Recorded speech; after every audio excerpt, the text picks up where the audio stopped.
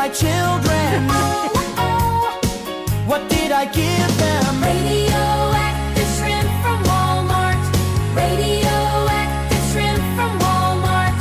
One bite made me glow in the dark.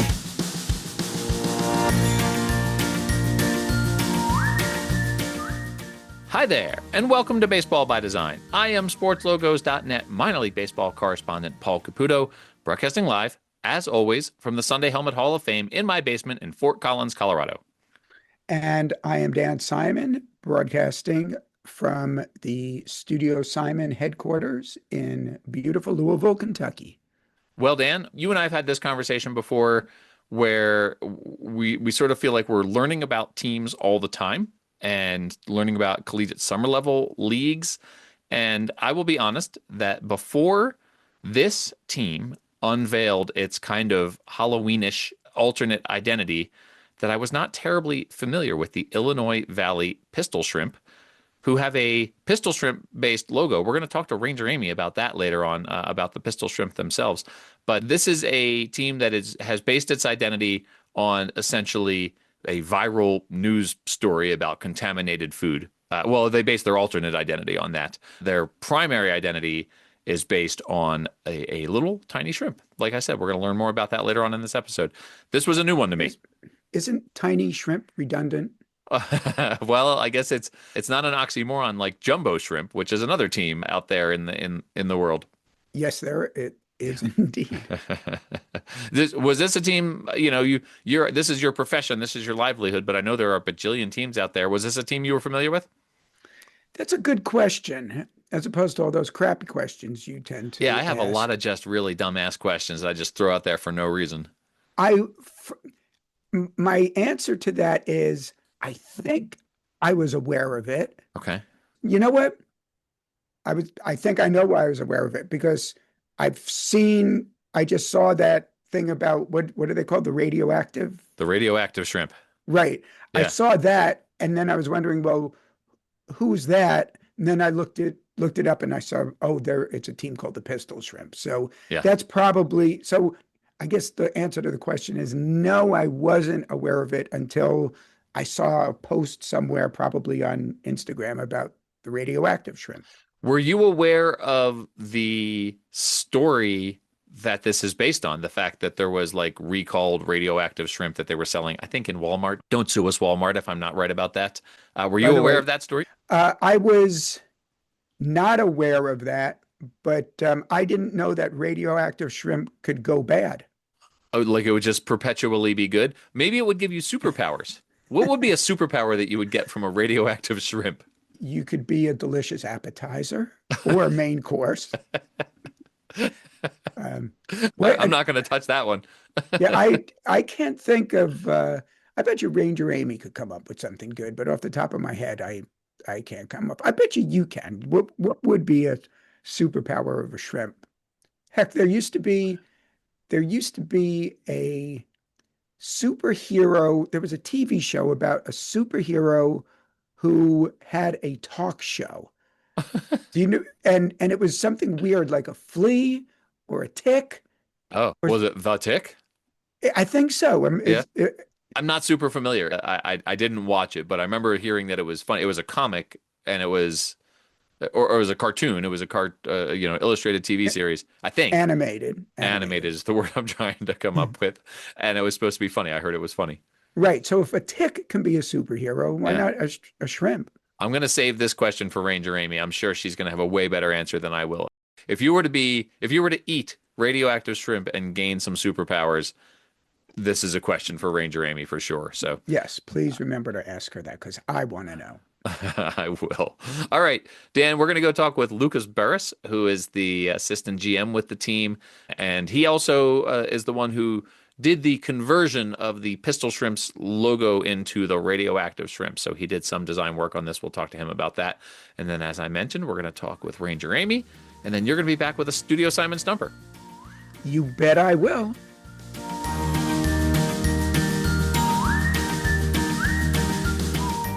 All right, everyone, I am so pleased to welcome Lucas Burris, who is not only the assistant general manager for the Illinois Valley Pistol Shrimp, but is also the play-by-play broadcaster. Lucas, good morning. How are you doing? I'm good. How are you? I'm doing really well. You all have been in the news recently with a fun alternate brand. We're going to get to the radioactive shrimp in a little bit. But first, I want to talk about the Illinois Valley pistol shrimp. This is a fun brand. I'm not terribly familiar with what a pistol shrimp is. We're going to have our wildlife correspondent, Ranger Amy Burnett, on later on in this episode to talk about the pistol shrimp. But I want to hear it from you, from the team. What is a pistol shrimp? Why is a team in Illinois Valley named the pistol shrimp? Yeah, well, our inception is kind of a long story. So we started out in DuPage, which is in Lisle, Illinois, as the DuPage Pistol Shrimp back in 2019. That was the founding of our team. We're in the Prospect League, which is now 19 teams, summer collegiate baseball in the Midwest. So we started out at Benedictine University at their wonderful sports complex. There's been many summer collegiate teams there prior to us. We jumped in that in 2019, joined the Prospect League.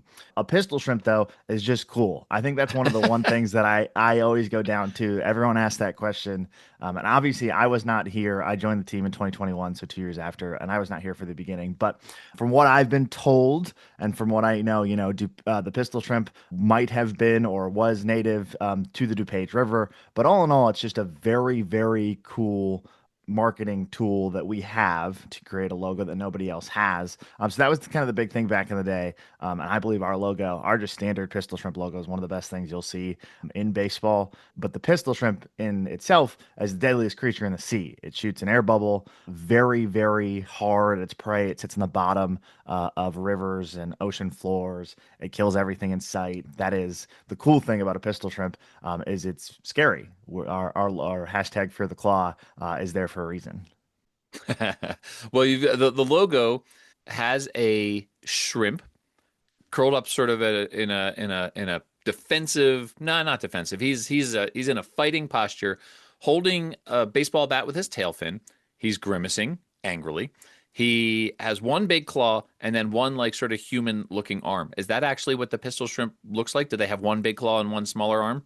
Yeah, so that is it is not exactly what it looks like, but yes, the pistol shrimp is known for its big claw. That's what it shoots the air bubble out very large, So that is, it's to likeness, as I like to put it. And we have a page in our program that everyone asks the question every year. So that's what, we always go back to. But yes, it is. If you look up a pistol shrimp, you'll see a large claw.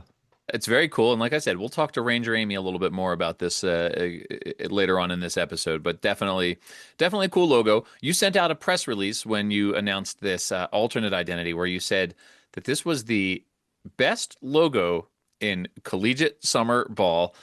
It's quite a claim. There's a lot of fun branding out there in collegiate summer ball.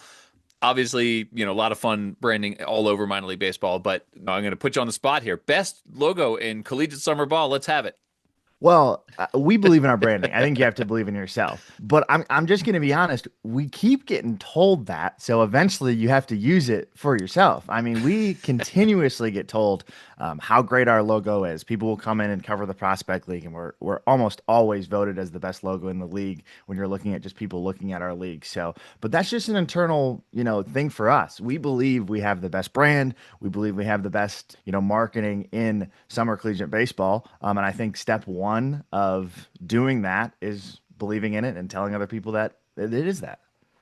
It is. It's definitely a really fun brand. And when you talk about like other teams in the league, the Prospect League is what, like the 18, 20 teams? There's a 19 now. We're 19 19 teams now, yeah. in the Yeah. Prospect League. How do you do that with an odd number of teams? Is there going to be another one? Well, the plan eventually the league continues to expand. So we were just at 18, but if you do, we did 17 a couple of years ago. So that just means every day a team's off. So instead of a standard league wide off day, off days are rotated. But so the league continues to grow. But we are Iowa, Missouri, Illinois, Tennessee, Indiana, Ohio, Pennsylvania.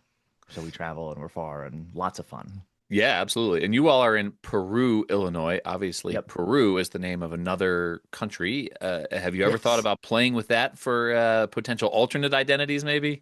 Yeah, not yet. So that's the big thing for us, and especially with this radioactive shrimp. We've never done an alternate identity. This is Yeah. our first rodeo into alternate identities. So haven't looked at the country of Peru yet. That is often, a conversation. Sometimes if you just tell somebody you're from Peru, the first question is the country, and the second question is Right. no, the Right. city in Illinois. But Peru's also a common city name in other places. So, in terms of things being coincidental, our general manager, she is from Peru, Indiana. That's where she grew up. So That's now she wild. works in Peru, Illinois. Yeah. So it is a small world, no matter what. But no, this was our first into alternate identities. And obviously we play a short season. There's only 56 games, and only 28 of them at home. So we do have to be a little careful. I always talk about that, doing too many alternate identities, as this is our first one, of making sure that we're still the pistol shrimp most of the year.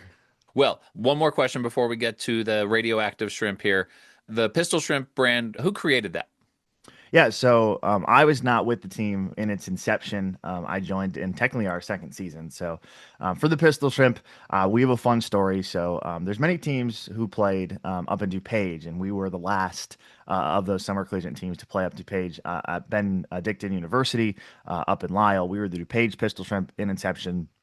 As a part of the Prospect League, we started in 2019. We played only one season in DuPage. So 2019 in DuPage, 2020 COVID, Prospect League canceled its season.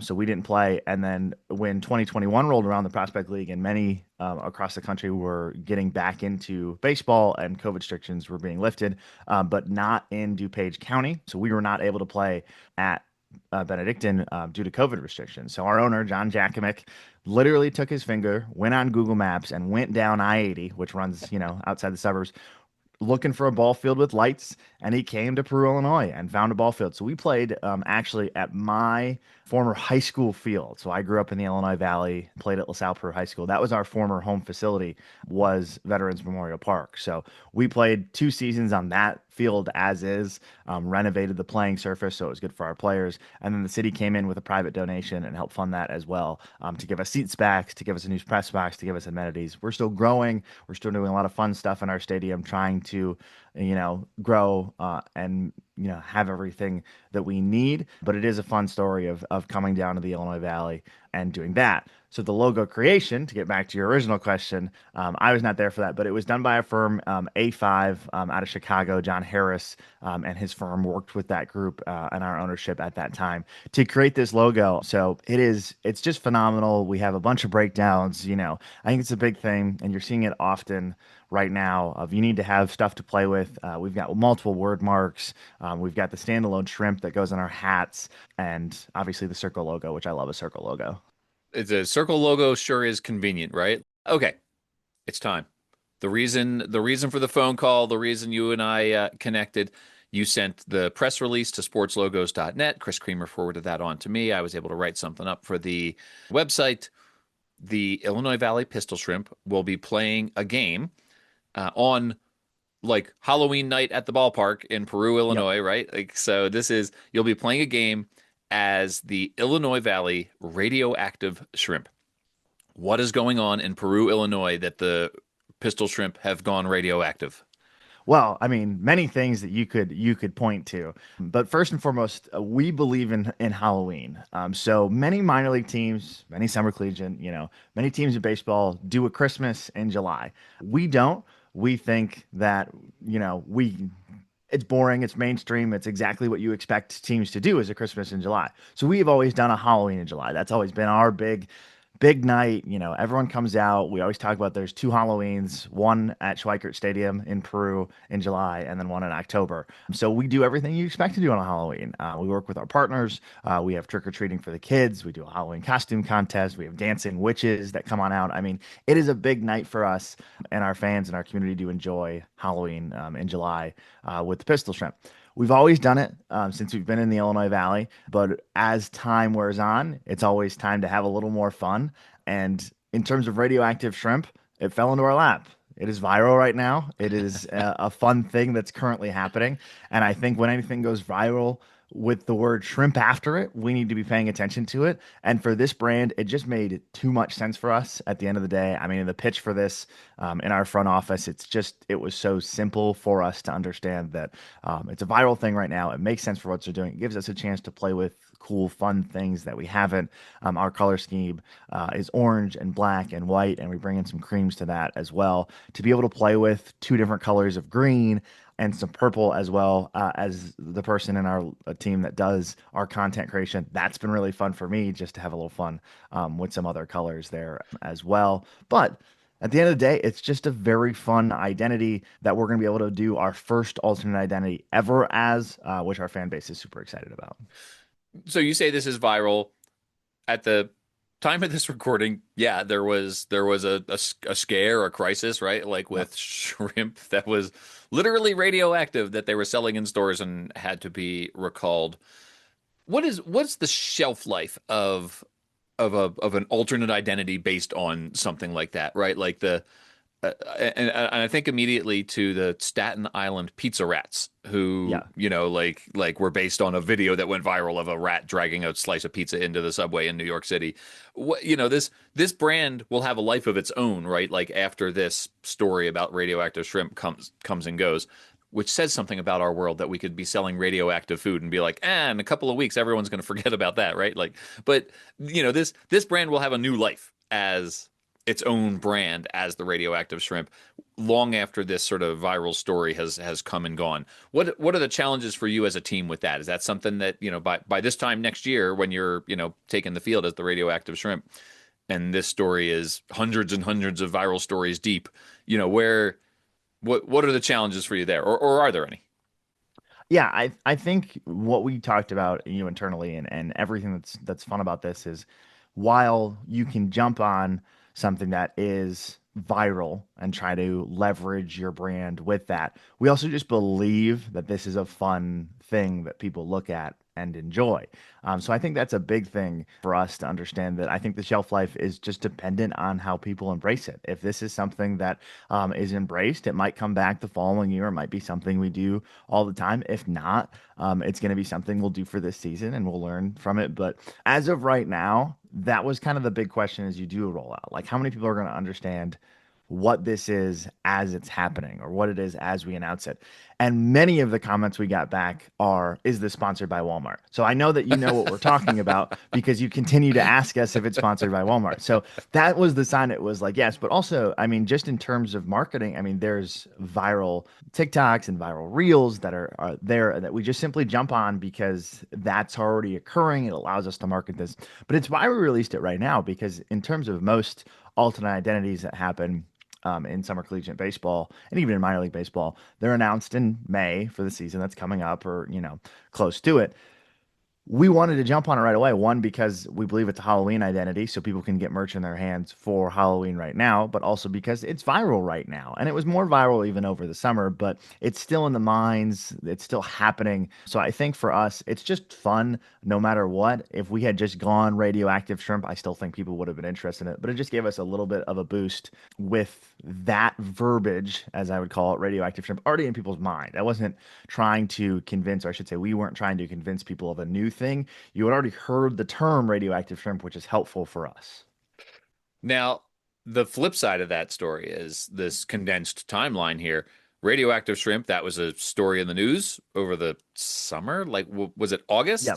August? Yeah, it was late July, August. So Okay. as our season's ending, that comes up. So you can't do much about it, Right. in the time. But, in affiliated minor league baseball, it would be, a year and a half minimum before you could get an alternate, unless you're the Erie Moon Mammoths.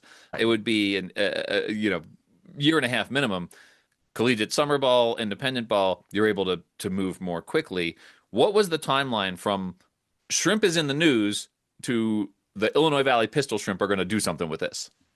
You're going to think I'm crazy because this is truthfully the case. We have the ability to do this kind of stuff and work with our partners and work with, the people that are able to do that stuff. And obviously, start to have a conversation with those that do our specialty jerseys. But in the simplest of terms, this was on my radar at the end of the season. You take a breath of relief after the season. And I pitched this idea mid-September, and here it is. So like that is how quickly this became a thing. It was pitch. We really need to do this. We needed to get it out by October. So we released it October, I think it was 4th officially. And that was as simple as it is. I quite literally pitched it without a logo and then spent a very long weekend creating our entire brand identity. Well, so I was going to say this. Not only are you the assistant general manager and the play-by-play broadcaster, but you did all of the work on this logo to convert the pistol shrimp to the radioactive shrimp, which at first blush is largely, I mean, obviously the biggest change is the color palette. You went from your traditional orange and black to a very distinctive bright green and black. But then you also added some elements where the shrimp is sort of dripping Yeah. radioactiveness, I guess. So you developed this. You said you spent the weekend working on it. What was that process of updating the brand to go from pistol shrimp to radioactive shrimp? Yeah, and that's why I initially shouted out, A5 and people who did our initial logo because I have the assets in place. It's very nice when I can just take a shrimp that I love and I know it's gonna be great and just change the colors around. So that was kind of the thing. I messed with a lot of different things working with our team to see what works. We had a hot pink at one point and we settled on, kind of the purple. We're doing different things, but in terms of the actual, circle logo, that was in place. We just needed something that took everything and made it different and made it fun. So the dripping of the shrimp is directly with the word that we're using, the word mark. The word mark has a drip. So we wanted something that, captures all of that brand together. So for the shrimp to drip and the word to drip, it just all makes sense in that regard. And then in terms of just colors, trying to do something different, but trying to do something, as we talked about it, that spoke Halloween, even though we very much speak Halloween already in terms of orange and black. So we wanted to find something that also spoke Halloween, but wasn't already what we're doing. And green and purple was kind of what we settled on. And then we needed the neon. So the radioactive and the neon was already there. Neon green was already in the head, but figuring out how that goes. So the two types of green and then a purple as an accent, and obviously black coming in as well. That was a part of that process of just literally being able to take our circle logo and our standalone shrimp logo and just mess with it, just see how things work. The bat was 17 different colors before I decided it's just going to be the accent, the other green. So that was the process, and it's a very fun thing to do because I hadn't done it before. Yeah, absolutely. It translates it, the color choices, really make it something different, right? Like, so you didn't have Right. to do too much more. So it's definitely, I mean, it's really fun. And then the dripping sort of purple has like a 70s horror movie feeling about it, right? Right. Like Correct. Yes. Yes. As I was explaining, like I don't want it to be gory. I don't want you to look at it and be like, ooh, but I do want you to be like, oh, all right, okay. So we are recording this obviously before it drops because that's how timelines work. But my plan for this episode is that it is going to drop on October 28th, 3 days Okay. before Halloween. Can folks get to Peru, Illinois, and get themselves some radioactive shrimp gear for Halloween? I know you're going to have Halloween at the ballpark at Schweikert Stadium next year, but this year for Halloween proper in 2025, can folks still get there if this drops on October 28th?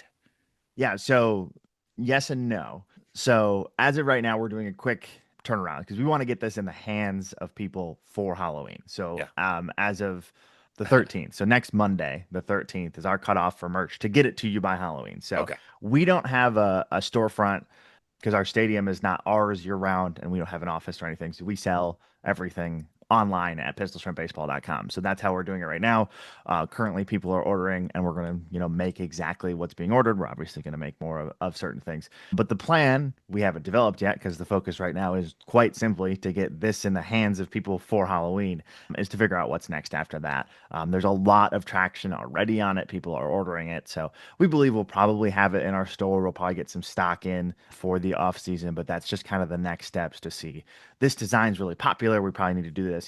Things might go away, things might stay. Obviously, we're going to try to figure that out. But without we don't want to carry too much. We're going to pick it back up once the season begins. But as of the off season, we still have to develop that. So my quick answer to you for the podcast listeners is if you go to pistolshrimpbaseball.com, there will still be information on radioactive shrimp. And by the time you listen to this, you'll be able to know what's happening at that point and where you can get radioactive shrimp and when it'll be available again. But we are tight timelining it to make sure that those who want it and those who can have it for Halloween will have it for Halloween. Well, since, given the timing of this drop here, then maybe people can order the radioactive shrimp.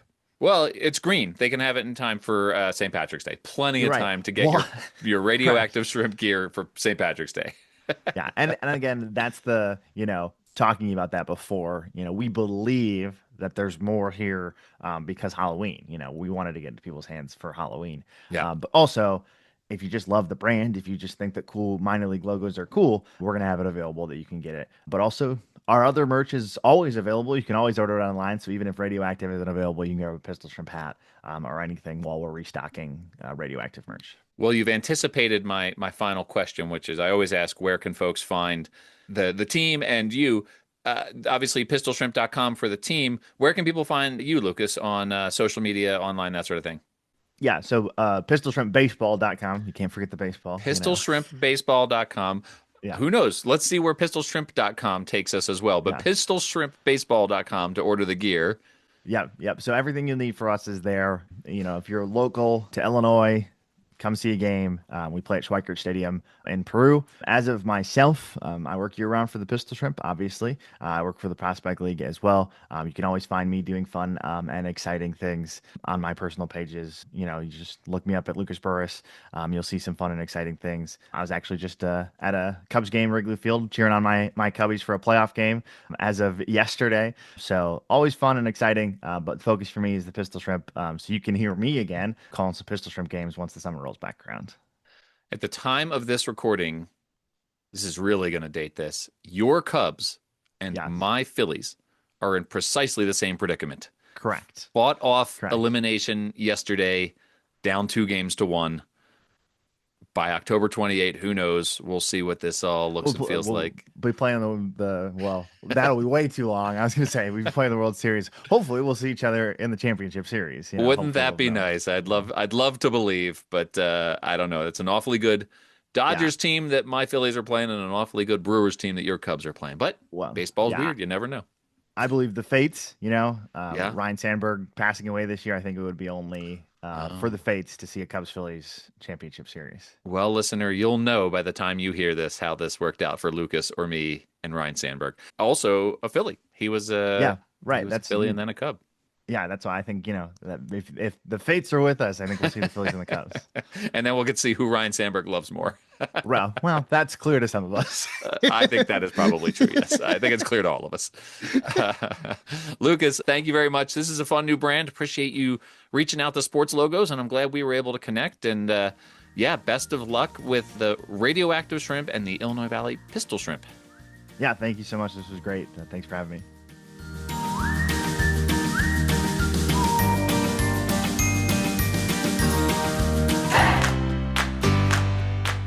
Baseball by Design listeners worldwide, it is my honor to introduce to you the official Baseball by Design wildlife correspondent, musical enthusiast, and national anthem extraordinaire, Ranger Amy Burnett.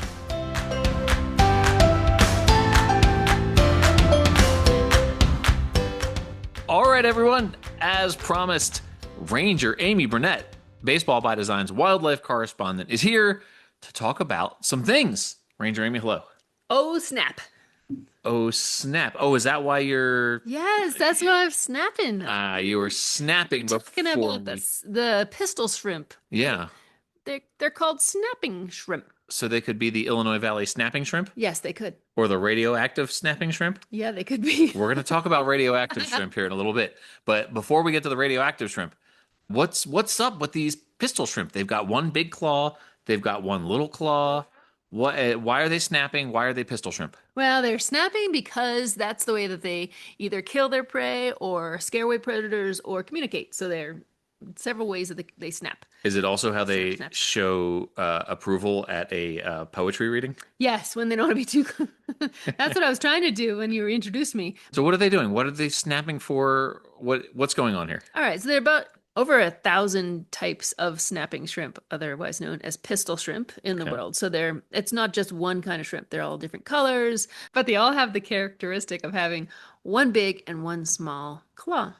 And the big one can make a bubble that makes a snapping sound when it pops, and it can be as loud as 210 decibels, which is just as loud as a gunshot. So okay, so this was what I'm curious about. What is that why they're pistol shrimp? Because it sounds like a gun? It sounds like a gun going on. It's as loud as a gunshot. 210 decibels. That's really, really, really loud. It's one of the loudest animals in the ocean. How big are they? They're about 4 centimeters long. They're these little tiny guys, Tiny guys. and they're making this huge noise with their one big claw. Yep. That's And crazy. they can regenerate their claws too. So if Oh, they yeah? lose one, they can get one back. Huh. So how does this loud noise work in terms of hunting? Does it like stun their prey? What happens there? So when they snap, it actually makes a bubble that stuns their prey when it pops. And Okay. so it's so loud, it just basically stuns them and it can kill them. So if you were snorkeling and you heard one at close range, they say technically it could make you go deaf. Wow. Like a gunshot. Yes. Okay. But I mean, you've probably heard them when you've been snorkeling. I've heard them when I'm scuba diving, and it just basically sounds like a whole bunch of popping going off of this because you're hearing it from a distance because your ear is not like right up next to their little burrow. I think the listener heard what you did just now, by the way, with the when I'm snorkeling and you're scuba diving. You're certified to scuba dive. You know I would love to scuba dive, but I never have, whereas you have.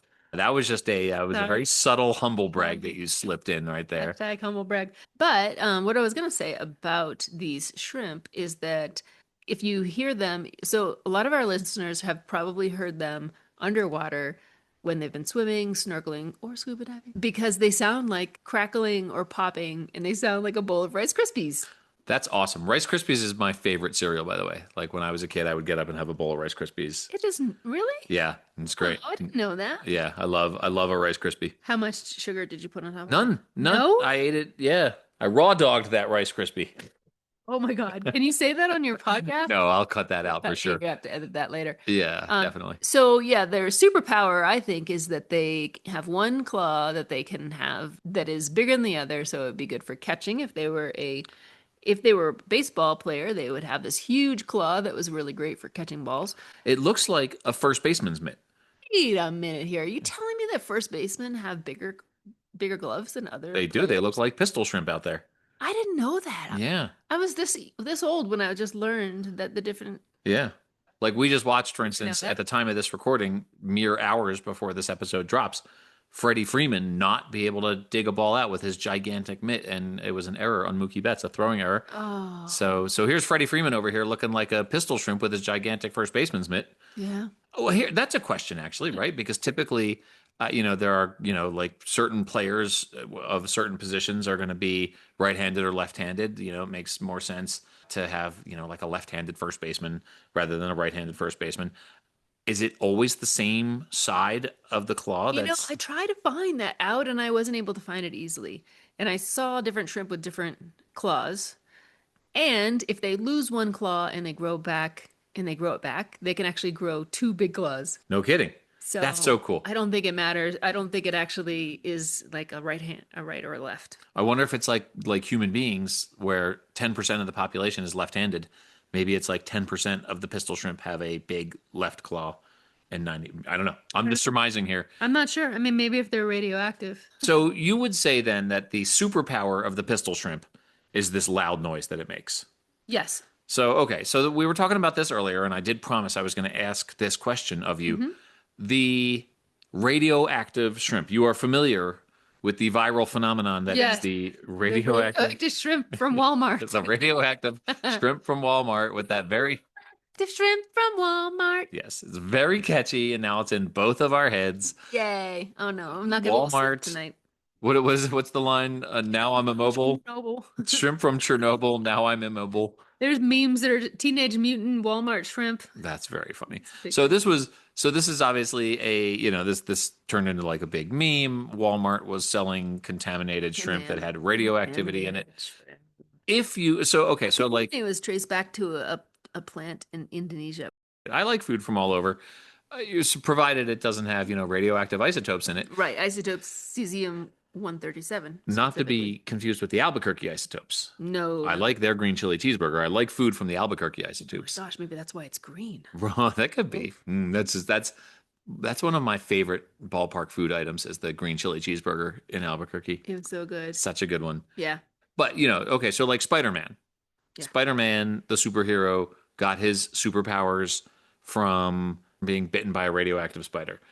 If you were a Marvel movie producer and there's a new superhero in Avengers 97 who is a guy who ate some radioactive Walmart shrimp and he adopted the powers of a pistol shrimp, what are his superpowers going to be? When he throws, is this a baseball player?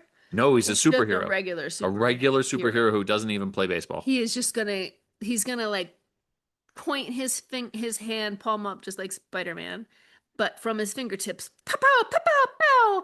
He's going to have these green lasers that are going to shoot from his fingers. Okay. And it's going to make a sonic boom that just stuns everybody in midair, and then they just fall to the ground. Okay. So his superpower, I think we saw this coming, is this big loud noise. Yeah, it's the loud noise that stuns the prey, and it could actually kill prey. And can he punch people with his big claw, or is that not what the claw's for? He doesn't need to. He does it from afar. Okay. Kind of like when you just like put his like in the Matrix, when he just sort of like puts his hand, or maybe it was Harry Potter, but he just like puts his hand towards you, It was and then Neo and or then possibly Harry Potter.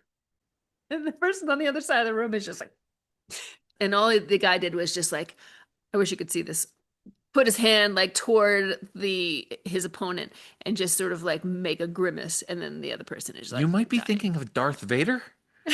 Oh yeah, yeah, I think that's what it is. So Neo, Neo. Harry Potter, or Darth Vader. Neo. That's really what we're looking at for superpowers for this pistol shrimp here. Yeah, he doesn't even have to touch him. You said there were all these different varieties of pistol shrimp. I didn't ask this before we got into the radioactive shrimp. Yeah. But in Illinois, like in rivers in Illinois? No, these are saltwater shrimp. Oh, okay. I think someone just decided they wanted to make a fun animal Okay. mascot, and you know what? That's okay. It's minor league baseball. Creative license. Yeah. Ranger Amy, we have gone way off track here, but this is very cool. We learned some things about pistol shrimp, Yeah. and we learned a catchy song. And we learned how to. Oh snap! Yes, we certainly did. Hey, you are on Instagram at The Real Ranger Amy. You're on Threads. Yeah. You're on Blue Sky. All the things. All the things. Go find Ranger Amy online. Ranger Amy, thank you. Thank you.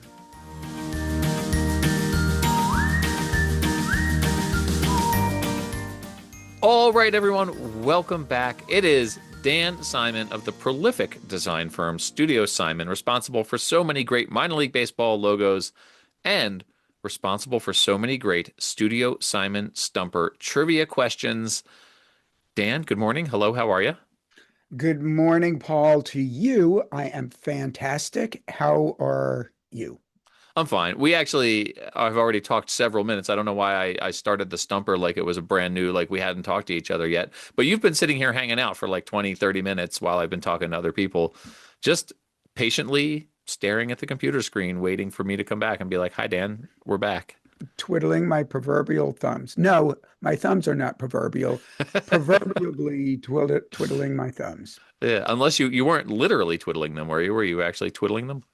No, but you know what? When I remember when I was younger, there were times I would twiddle my thumbs. I don't know why, but because maybe this is stupid to even talk about. Let's get I don't to know. the I just stumper. wonder how long that would actually keep you occupied. Like, what if you're twiddling your thumbs? Is it really something that's gonna? Yeah, there goes Dan twiddling. Dan, what do we have today for a Studio Simon Stumper? Well, we're talking about shrimp. So that brings to mind for me animals that live in the water. Yeah, a lot of those in minor league baseball. Yes. And with regard to a lot, in all of minor league baseball, affiliated and independent, There are brand identities featuring 22 animals that live some or all of their lives underwater. That is Okay. roughly 10% of all of the 202 both affiliated and independent professional minor league teams out there. Right. Now, by the way, this does not include waterfowl. Now, why Oh. I left waterfowl out, I can't even tell you. It's just that I started with this idea started with animals that live underwater all the time. Then I was thinking, well, you can't limit it to that. So I was thinking, well, you have the Evansville otters. Sure. Now that lives a lot of the time in the water, but it doesn't live, and it goes underwater, I'm sure, Sure. but it doesn't live underwater. So I just, like I said when I started off this little discussion about what we're going to talk about with regard to the stumper, is 22 animals that live some or all of their lives underwater, and birds don't live underwater. Right. You You got to might- draw the line somewhere, Dan. I get it. I get Right. it. You don't primarily think of the animals that you're describing there as water animals. They're not fish. They're not dolphins. They're not sea mammals, right? Like, so yeah, I get it. I get where you drew this line. Okay. So our studio assignment stumper today asks, which of these categories has the most of those 22 teams in it? Okay. Is it A, fish, Yeah. B, crustaceans, or C, amphibians? All right. This is a good question. Now, fish would include sharks. So you'd have like the threshers and the hammerheads. You'd have, like the blue wahoos, amphibians. We've got your sea turtles. And this is current, right, Dan? Yes. Okay, so we're not talking about the manatees. We're not, but those are mammals, and you didn't say mammals. Crustaceans feels like there's a bunch. Without like going through and trying to name all these teams, because as we've established in previous episodes, that is less fun. Like lizard or salamanders, we've got salamanders as amphibians, I would think. I feel like this might be close, Dan. There's not one that's really jumping out at me as being. I at first I thought fish because I was like sharks, blue wahoos, but then I sort of ran out of steam on that one. The crustaceans, when I picture crustaceans, that's the one that I feel, without doing like a physical literal count, that crustaceans is going to be the answer. Let's go. Your hickory crawdads are crustaceans. Let's go crustaceans, Dan. It's interesting that you went with crustaceans because you started off immediately with fish. Yeah. So fish was first thing that came to mind for you. So Yeah. I thought you were going to go with fish. Yeah. So the fact that you went with crustaceans, I found interesting, Okay. but you're incorrect. You should have gone with fish. Nope. Okay. There are 11 fish. Okay. There are 7 crustaceans, All so right. it's fairly close. Yeah. And there are 2 amphibians. And you were, I hate to say this, incorrect about the Daytona Tortugas being Oh. an amphibian. They're Not amphibians? They're Ranger Amy's walking into the room. Ranger Amy, ask her right now. Between the difference between an amphibian and reptile. what are sea turtles? Reptile. Oh, they're reptiles, Dan. Of course they're reptiles. Okay. All right. So I was wrong about the Tortugas. They're reptiles, not amphibians. So I'm assuming, Dan, and we're going to get to this spreadsheet of yours in a later episode, probably around the holidays. But I would love to hear, what are the 11 shrimp-based identities out there? Do you Did I want say to do shrimp? that? Yeah, no, I'm going to hear. What are the 11 You wanna fish? do- Well, first What- of all, yes, let's talk about that. But first Okay. of all, when you said you think it's close, and I mentioned there were 11 fish and 7 Yeah. crustaceans, it's even closer in affiliated ball. Oh. It's actually very close. 7 fish, 6 crustacean. Hmm. So I feel less bad. yes, in independent ball, there are 4 fish, but only 1 crustacean. Okay. The Southern Maryland blue crabs, only independent crustacean. Yeah. So here we go.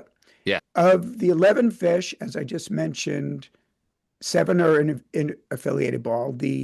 I included a team that no longer exists, but Ooh. that doesn't really change. That would have But it made it closer that's going to make for 6 fish and 6 crustaceans now in affiliated. Right. So Okay.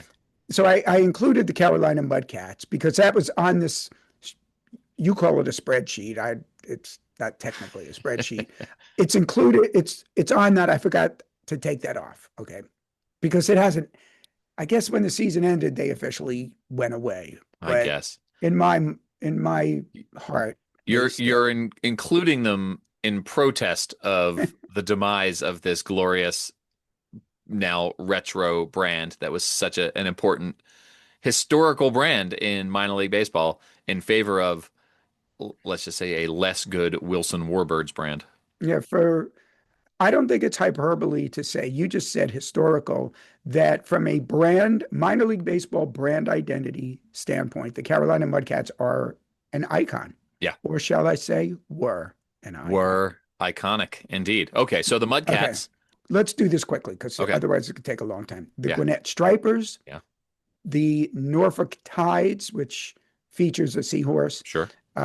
Pensacola Blue Wahoos, Tampa Tarpons, and then you mentioned sharks are fish, and you're correct about that. Clearwater Threshers and Jupiter Hammerheads. Yeah. Then in Indie Ball, there are no sharks, but there are four fish. The Martinez Sturgeon of the Pecos League, the Mississippi Mud Monsters of the Frontier League, the Monterey Amberjacks of the Pecos League, and the Winnipeg Goldeyes of the American Association.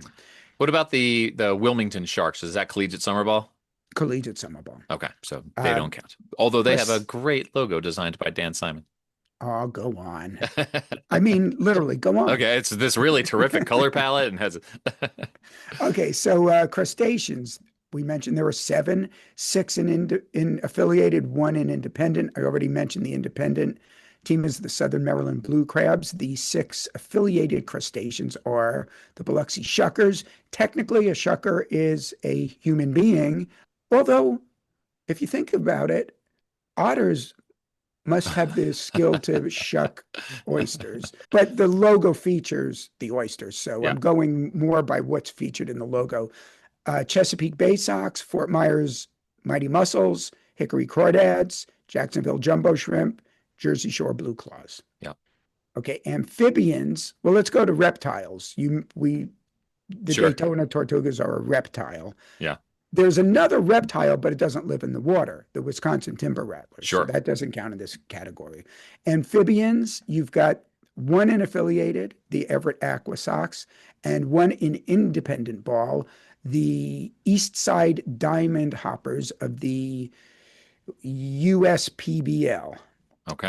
And then we already mentioned the 1 mammal is the Evansville Otters. Okay. So It's there you quite go. the list. I love the ocean. I love sea creatures. This was fun.